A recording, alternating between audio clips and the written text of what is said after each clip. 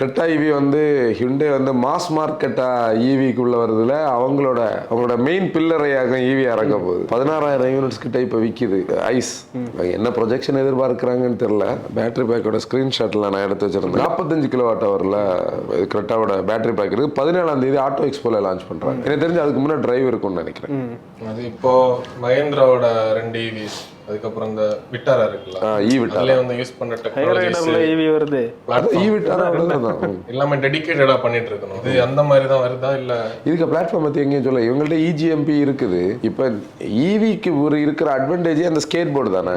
ஒரு ஸ்கேட் போர்டை டிசைன் பண்ணி வீல் பேஸை இன்க்ரீஸ் பண்ணுங்க, சஸ்பென்ஷனோட ஸ்டைலை மாற்றணும், டயர் சைஸை மாற்றணும், பாடியை மேலே வந்து தூக்கி வைக்கணும், முடிஞ்சு போச்சு. இப்போ ஏன்னா ஈவிட்டாரிலே வந்து இந்த ஆல்வீல் டிரைவ் ஏதோ வருதுன்னா இந்த மாதிரி அவங்க எதெல்லாம் கொண்டு வருவாங்க. கரெக்டா வந்து சும்மா கரெக்டாக இருந்துட்டு தெரியாது. கரெக்டாக சிங்கிள் மோட்டர் தான், டுவல் மோட்டர் செட்டப் எல்லாம் கிடையாது.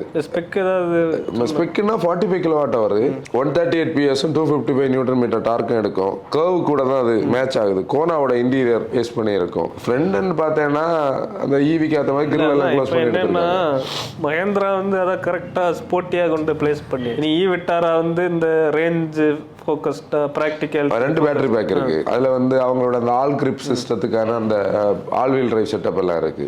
அது அப்படியே இருக்கு. இப்போ இவங்க அதுல ஏதாவது ஒரு யூஎஸ்பி வைக்கணும் இல்ல நமக்கு தெரியல. ஐ மீன் ஏதாவது சர்ப்ரைஸ் வச்சிருப்பாங்க. இல்லைன்னா நம்பர்ஸ் பயங்கரமா ஃபாலோ ஆகும் அவங்களுக்கு. எது ஈவி நம்பர் கரெக்டாக சாலிடாக தான் வைக்க போகுது. அது ஐஸ்க்கு காம்படிஷனே கிடையாது. கிராண்ட் விட்டாரா ஹைரைடர் ரெண்டும் கம்பைன்ட் ஆகியும் அவங்கள ஒன்றும் பண்ண முடியல.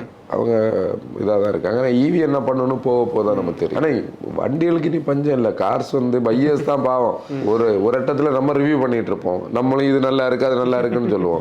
நம்மகிட்ட தான் கேட்பாங்க எதை நாங்கள் வாங்கணும்னு நம்மகிட்ட தான் கேட்பாங்க. என்ன பண்ணுறதுன்னு தெரியல. நீங்கள் இப்போ பார்த்த இந்த கிளிப் வந்து நம்மளோட ஃபுல் பாட்காஸ்ட்ல இருந்து வெட்டின ஒரு கிளிப்பை தான் நீங்கள் பார்த்துருப்பீங்க. ஃபுல்லாக பார்க்கணும்னு சொல்கிறீங்கன்னா அந்த வீடியோட லிங்க் வந்து டிஸ்கிரிப்ஷனில் இருக்கும், நீங்கள் பார்க்கலாம்.